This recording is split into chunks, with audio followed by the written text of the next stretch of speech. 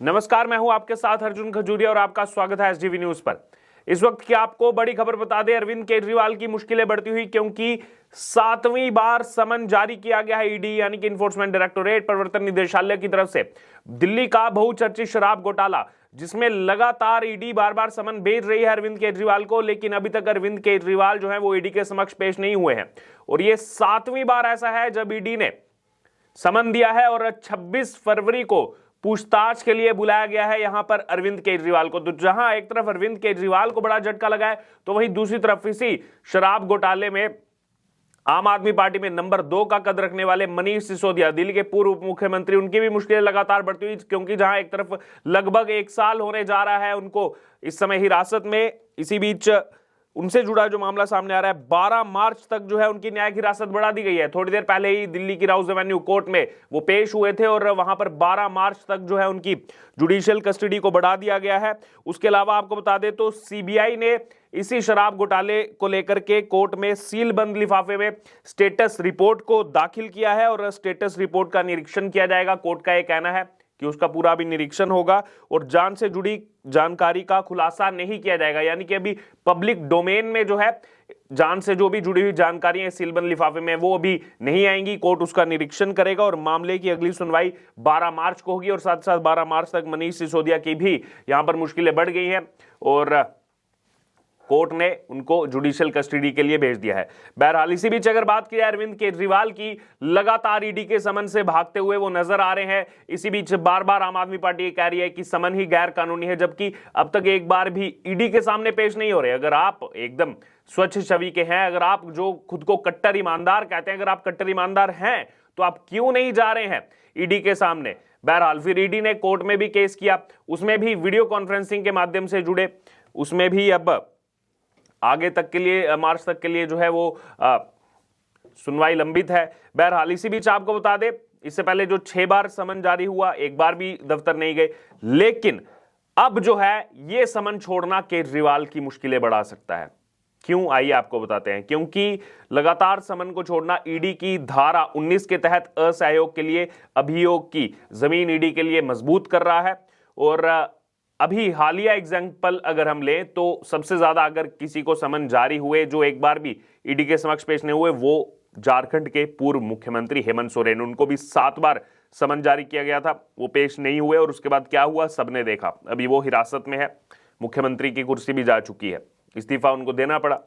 बहरहाल ईडी ने अपनी याचिका में अदालत के समक्ष पहले ही स्पष्ट कर दिया है कि धन शोधन निवारण अधिनियम यानी कि PMLA, prevention of money laundering act की धारा 50 इस अर्थ में स्पष्ट किसी भी व्यक्ति को बुलाया जा सकता है तो उसकी प्रकृति यानी कि किस रूप में, जो बार बार आम आदमी पार्टी देखिए कैसे गुमराह करने का प्रयास कर रही है। आम आदमी पार्टी बार बार क्या कह रही है कि अरविंद केजरीवाल को गवाह के रूप में बुलाया जा रहा है या फिर उनको जो है आरोपी के रूप में बुलाया जा रहा है। किस रूप में बुलाया जा रहा है ये स्पष्ट करे ईडी, जबकि जो यहां पर पीएमएलए की धारा 50 है ये स्पष्ट कर सकती है कि जिस भी व्यक्ति को बुलाया जा रहा है तो उसको ये बताना जरूरी नहीं है कि आपको गवाह के रूप में बुलाया जा रहा है या फिर आपको आरोपी के रूप में बुलाया जा रहा है। क्योंकि जब आप ईडी के समक्ष पेश होंगे, जांच एजेंसी के समक्ष पेश होंगे, तो उस समय जो भी आपसे सवाल जवाब किए जाएंगे उसके बाद ये तय किया जाता है कि आपको गवाह बनाया जाए या फिर आपको आरोपी बनाया जाए। जो भी उस समय उस सवालों का जवाब आपकी तरफ से दिया जाता है, जो भी वहां पर पेश है,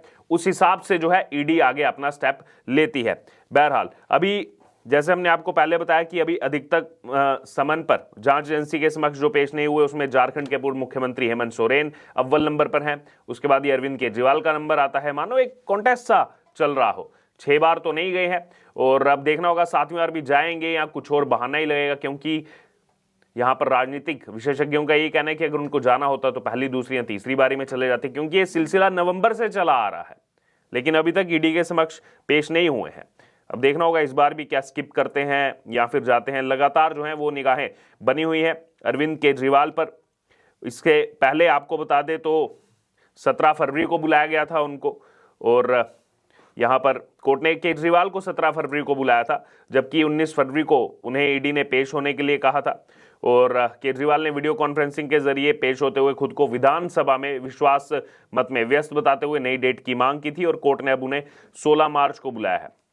वहीं केजरीवाल की अगर बात की जाए तो उनका कहना है कि वो कोर्ट के फैसले का इंतजार कर रहे हैं, क्योंकि 19 फरवरी को छठे समन का नजरअंदाज जो किया गया केजरीवाल की तरफ से, जिसमें ईडी कोर्ट गई है, तो उन्होंने कहा कि उन्हें फैसले का इंतजार करना चाहिए ईडी को, और बार बार समन नहीं भेजना चाहिए। अभी अरविंद केजरीवाल बताएंगे कि समन भेजना चाहिए या नहीं भेजना चाहिए, और कोर्ट में मामला तो अभी गया है।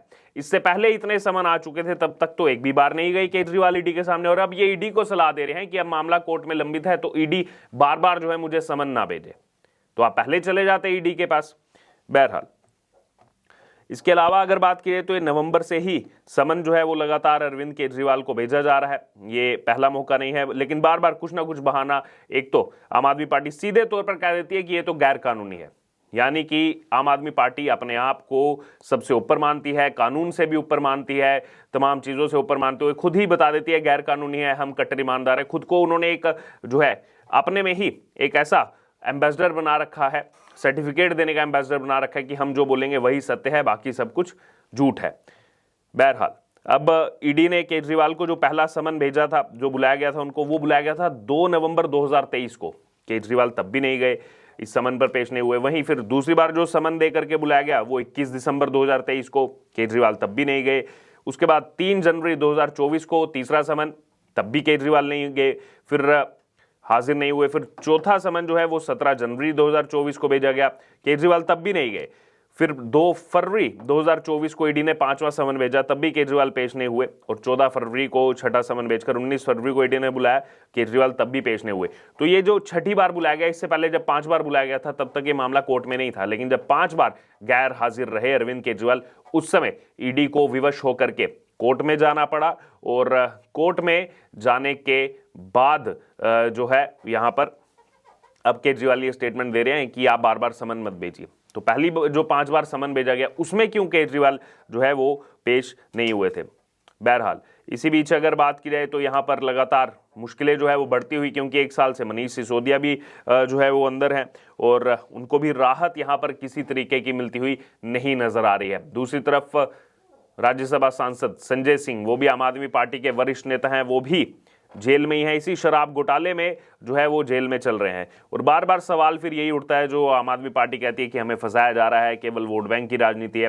तो फिर ये सवाल उत्पन्न होता है कि अगर आपको फंसाया जा रहा है तो आप ही ने क्यों जैसे ही जांच शुरू हुई इस नई नीति को वापस ले लिया था, क्योंकि नई नीति के आते ही जिस हिसाब से उतार चढ़ाव दिल्ली के आबकारी क्षेत्र में देखने को मिला था, 1+1 मिल रही है, तमाम चीजें हो रही हैं, हैवी डिस्काउंट दिया जा रहा है, क्वालिटी को लेकर के लोगों का कहना था कि क्वालिटी में गड़बड़ की गई है, तो कई सारी चीजें जो है वो यहाँ पर उत्पन्न हुई थी। और उसके तुरंत बाद जैसे ही यहाँ पर लगा कि इसमें कुछ ना कुछ गड़बड़ है, जैसे ही जांच शुरू हुई वैसे ही दिल्ली सरकार ने वापस ले लिया इस नई शराब नीति को। बहरहाल तो आपका क्या कहना है, इस वक्त का बड़ा अपडेट हमने आपको बताया, अरविंद केजरीवाल से जुड़ा हुआ 7वीं बार बुलाया गया है, समन दिया गया 26 फरवरी को। क्या लग रहा है आपको, केजरीवाल जाएंगे, पेश होंगे, नहीं होंगे? और अगर नहीं होते हैं तो जैसा फिर ईडी के लिए भी योग की जमीन और ज्यादा मजबूत होती है, फिर क्या केजरीवाल की गिरफ्तारी की तरफ देखेगी ईडी?